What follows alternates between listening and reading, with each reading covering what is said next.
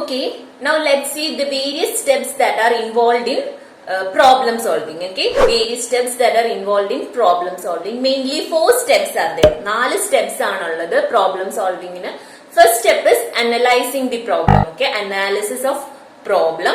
Second one is the writing algorithms or designing algorithms.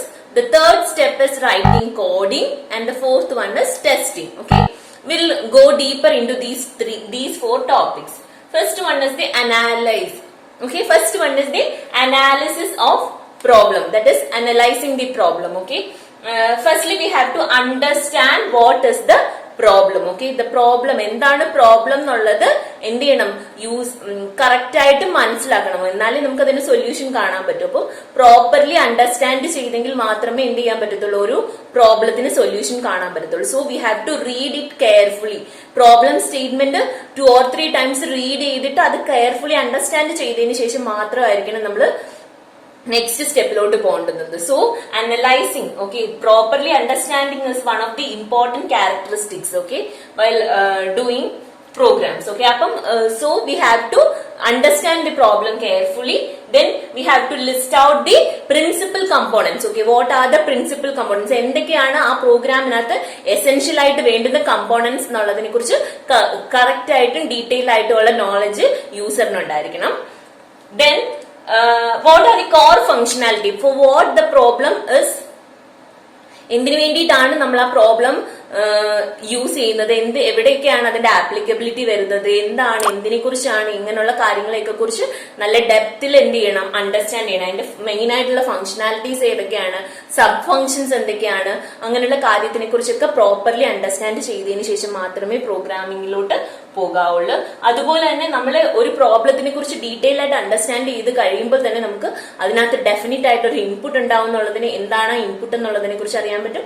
അതുപോലെ തന്നെ what is the output, എന്താണ് നമ്മൾ ആ പ്രോഗ്രാം ചെയ്തതിന് ശേഷം what will be the outcome എന്തായിരിക്കണം, ഔട്ട്പുട്ട് എന്താണ് എന്നുള്ളതിനെ കുറിച്ച് യൂസർക്ക് പ്രോപ്പർ ആയിട്ട് തന്നെ എന്ത് ചെയ്യണം, മനസ്സിലാക്കിയിരിക്കണം. Okay, we should analyse that all these things very clearly. What are the functionality, what are the core components എന്തൊക്കെയാണ്, അതുപോലെ തന്നെ പ്രോബ്ലം കെയർഫുള്ളി നമ്മൾ റീഡ് ചെയ്തെങ്കിൽ മാത്രമേ നമുക്ക് അതിനുള്ള സൊല്യൂഷൻ കിട്ടത്തുള്ളൂ.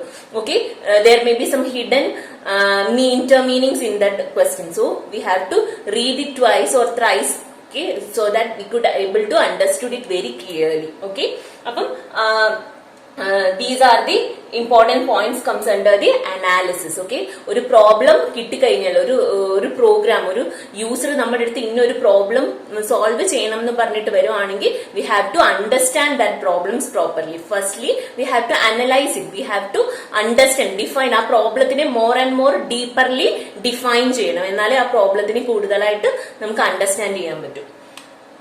Next is the algorithm, designing of algorithm. Okay, second point is the designing of algorithm. After analysis, നമ്മൾ ആ പ്രോബ്ലത്തിനെ കുറിച്ച് more and more understand ചെയ്ത് കഴിഞ്ഞതിന് ശേഷം മാത്രമേ we have to start writing algorithms. Okay, അതിനുശേഷം മാത്രമേ നമ്മൾ algorithm എന്ന് പറയുന്ന പോർഷനിലോട്ട് പോവുള്ളൂ. ഓക്കെ, പ്രോബ്ലം പ്രോപ്പർ ആയിട്ട് അണ്ടർസ്റ്റാൻഡ് ചെയ്തെങ്കിൽ മാത്രമേ നമുക്ക് അതിന് പ്രോപ്പർ ആയിട്ടുള്ള ഒരു സൊല്യൂഷൻ ഫൈൻഡ് ഔട്ട് ചെയ്യാൻ പറ്റത്തുള്ളൂ.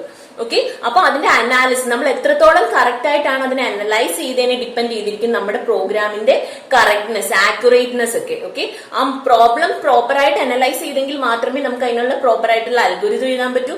നമ്മൾ പ്രോപ്പർ ആയിട്ട് അൽഗോരിതം എഴുതിയെങ്കിൽ മാത്രമേ നമുക്ക് അതിനുള്ള പ്രോപ്പർ ആയിട്ട് കോഡിങ് ചെയ്യാൻ പറ്റൂ. അപ്പോൾ എന്ത് വേണം, ഫ്രം ഇനിഷ്യൽ സ്റ്റെപ്പ് ക്ലിയർ ആയെങ്കിലേ നെക്സ്റ്റ് സ്റ്റെപ്സ് ക്ലിയർ ആയിട്ട് പോവുള്ളൂ. അതർവൈസ് എന്ത് ചെയ്യും, നമ്മള് അനാലിസിസ് തെറ്റി കഴിഞ്ഞു കഴിഞ്ഞാൽ the others will be wrong too. Okay, then next is the algorithm. Okay, algorithm, designing of algorithm എന്ന് പറഞ്ഞു കഴിഞ്ഞാൽ we are designing a solution to the problem. Okay, we have defined about the problem in the first session. Okay, we have defined about the problem in the analysis stage, so we have to find solution for that problem in the algorithm. Okay, while designing algorithm we have to find solution to that problem. So it is an algorithm can be defined as a set of steps. Okay, it can be defined as a set of steps that are used for solving a problem. Okay, they are the step of instructions. Okay, set of steps or instructions that are given to given for understanding about the problem, okay, for solving the problem, okay. Generally algorithm is written in human readable form, okay, human readable language, okay. So if the ഏതെങ്കിലും ഒരു യൂസറിന് even though he is not knowing about the programming languages, ഈ algorithm കണ്ടു കഴിഞ്ഞാൽ he can understood what is the program for, okay, എന്തിനാണ് ആ programme എന്നുള്ളതിനെ കുറിച്ച് detailed ആയിട്ട് നമുക്ക് എന്ത് ചെയ്യാൻ പറ്റും, ഈ അൽഗോരിതം നോക്കിയാൽ തന്നെ ക്ലിയർ ആവും. ഓക്കെ, ഇൻ ഫ്യൂച്ചറിൽ ഓൾസോ എന്ത് ചെയ്യാം, if somebody comes and reads about look for this program, if he check the algorithm, he can connect it with the program and knows എന്താണ് ഈ പ്രോഗ്രാം ഉദ്ദേശിക്കുന്നത്, what is it for എന്നുള്ളത് എന്താ properly മനസ്സിലാക്കാൻ പറ്റും. Okay, so നമ്മൾ algorithm ചെയ്യുമ്പോൾ there should be a solution plan, okay, we should have a plan, solution plan should be there. നമ്മൾ ബിഗിനിങ്ങിൽ ആദ്യം ഒരു solution, okay, will find A solution, will filter it again and produce A new solution. അങ്ങനെ നമ്മൾ filter ചെയ്ത് എന്ത് ചെയ്യണം, നമ്മൾ ആ റിഫൈൻ ചെയ്ത് നമ്മുടെ സൊല്യൂഷൻ ആക്യുറേറ്റ് ആക്കി എടുക്കണം. Okay, we have to make that into proper. Okay, നമ്മൾ ആദ്യം എടുക്കുന്ന സൊല്യൂഷൻ മേ ബി ചിലപ്പോൾ എല്ലാ ഫാക്ടേഴ്സ് ഒന്നും കൺസിഡർ ചെയ്തിട്ടായിരിക്കും ഇതിൽ നമുക്ക് ആദ്യം കിട്ടുന്ന സൊല്യൂഷൻ. കോംപ്ലക്സ് പ്രോബ്ലം ഒക്കെ ആകുമ്പോൾ നമ്മൾ ആ അൽഗോരിതത്തിനെ ഫിൽട്ടർ ചെയ്ത് മോർ ആൻഡ് മോർ ആക്യുറേറ്റ് ആക്കി ഇട്ടാണ് എന്ത് ചെയ്യേണ്ടത്, ഫൈനൽ അൽഗോരിതം ആക്കി എടുക്കേണ്ടത്. ഓക്കെ, നമ്മൾ പിന്നെ ഒരു പ്രോബ്ലം നമ്മൾ സോൾവ് ചെയ്യുന്ന സമയത്ത് there may be more than one algorithm. Okay, നമുക്ക് ഒരു പ്രോബ്ലത്തിനെ പല രീതിയിൽ സോൾവ് ചെയ്യാൻ പറ്റും. We can solve these problems in multiple ways. Okay, multiple വേസിൽ നമുക്ക് ഇതിനെ സോൾവ് ചെയ്യാൻ പറ്റും. So we have to be very accurate about choosing an algorithm. Okay, multiple ways lo ipo njan edumbo I follow certain steps for writing the algorithm. When some others write the algorithm, they use some different methodologies for writing the algorithm.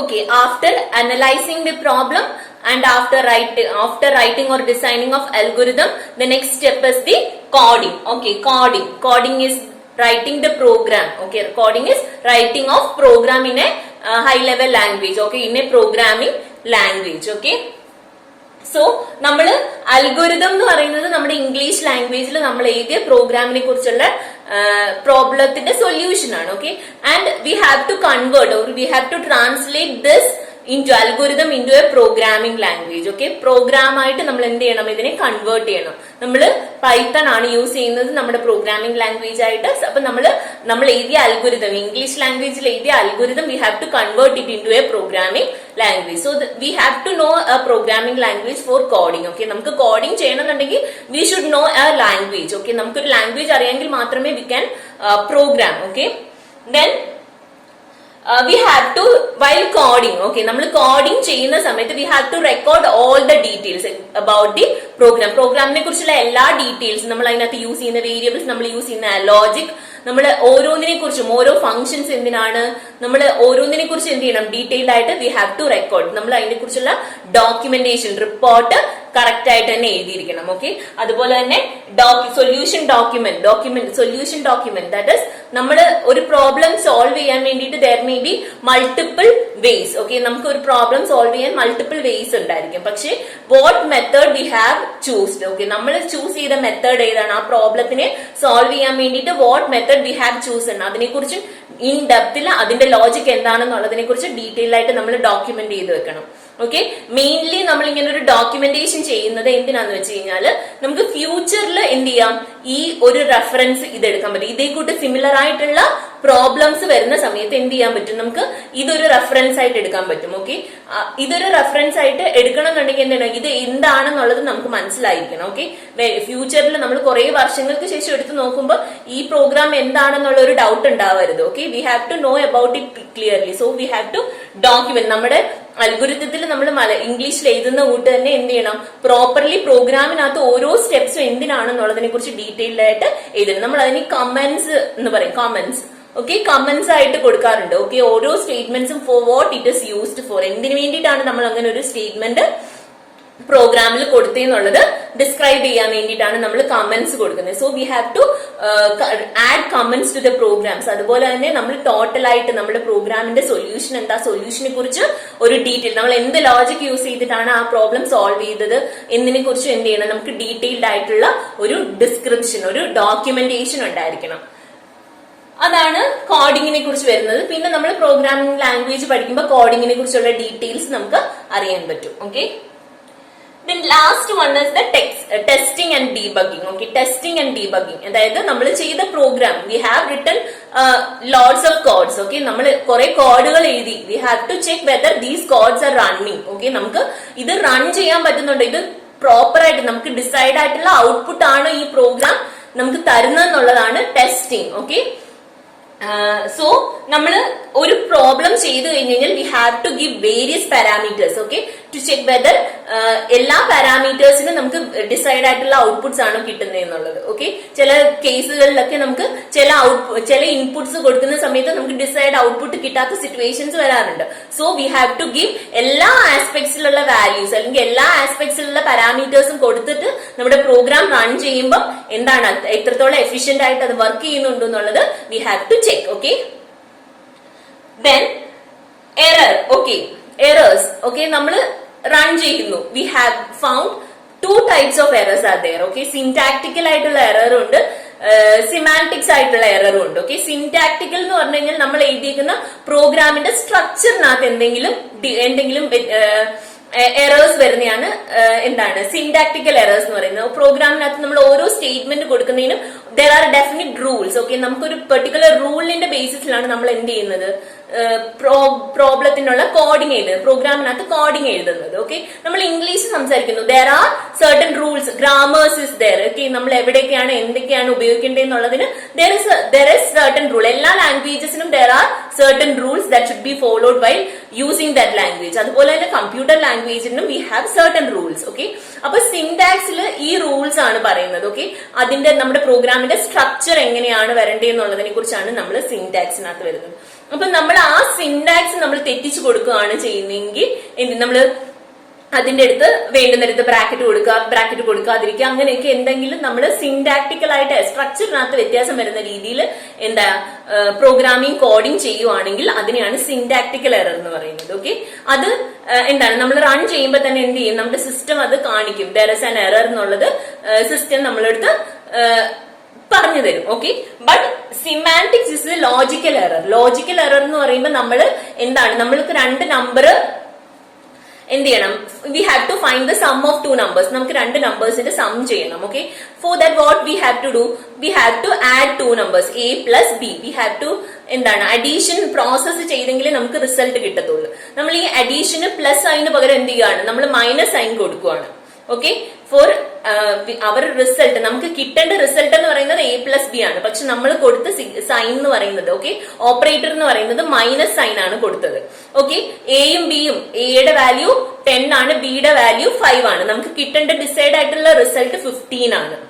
Okay, പക്ഷെ എന്ത് ചെയ്തു, നമുക്ക് കിട്ടിയ result 5 ആണ്. പക്ഷെ എന്താണ് അവിടെ programme logically എന്ത് ചെയ്യുന്നുണ്ട്, ലോജിക്കലി റോങ് ആണെങ്കിൽ പോലും സിന്റാക്സിനകത്ത് എന്ത് ചെയ്യുന്നില്ല, മിസ്റ്റേക്സ് ഒന്നും വരാത്തതുകൊണ്ട് പ്രോഗ്രാം റൺ ആവുന്നുണ്ട്, നമുക്ക് ഔട്ട്പുട്ടും കിട്ടുന്നുണ്ട്. ബട്ട് എന്ത് ചെയ്തു, പക്ഷെ അവിടെ ഒരു എറർ ആണ്, അതൊരു ലോജിക്കൽ എറർ ആണ്. നമ്മുടെ പ്രോഗ്രാമിന്റെ ലോജിക്കിനാണ് ആക്ച്വലി അവിടെ എറർ വരുന്നത്. ഓക്കെ, ലോജിക് അതായത് ആഡ് ചെയ്യേണ്ടത് we have done subtraction, so the logic varies. Okay, രണ്ട് ലോജിക് ആണ് വർക്ക് ചെയ്യുന്നത്. പക്ഷെ സിന്റാക്സിനകത്ത് എറർ ഇല്ലാത്തതുകൊണ്ട് computer cannot find any mistake. So logical thinking എന്താണ്, എപ്പോഴും human. Okay, we have to do it in a logical way. നമ്മൾ analysis ചെയ്യുന്ന സമയത്ത് we have to do that logical sense. Okay, നമ്മുടെ ലോജിക്കൽ സെൻസ് അനുസരിച്ചാണ് നമ്മുടെ algorithm എഴുതുന്നത്. അപ്പൊ അതിനകത്ത് മിസ്റ്റേക്ക് വന്നു കഴിഞ്ഞാൽ കമ്പ്യൂട്ടർ കനോട്ട് ഡു എനിത്തിങ്. ലോജിക്കിനകത്ത് മിസ്റ്റേക്ക് വന്നു കഴിഞ്ഞാൽ കമ്പ്യൂട്ടർ കനോട്ട് ഐഡന്റിഫൈ. സിന്റാക്ടിക്കൽ ആയിട്ടുള്ള മിസ്റ്റേക്സ് മാത്രമേ എന്ത് ചെയ്യാൻ പറ്റത്തുള്ളൂ, സിസ്റ്റത്തിന് ഫൈൻഡ് ഔട്ട് ചെയ്യാൻ പറ്റത്തുള്ളൂ. അപ്പൊ നമ്മൾ പറഞ്ഞുകൊണ്ട് തന്നെ അനാലിസിസിന്റെ ടൈമിൽ നമ്മൾ അതിനെ പ്രോപ്പർ ആയിട്ട് അനലൈസ് ചെയ്തിട്ട്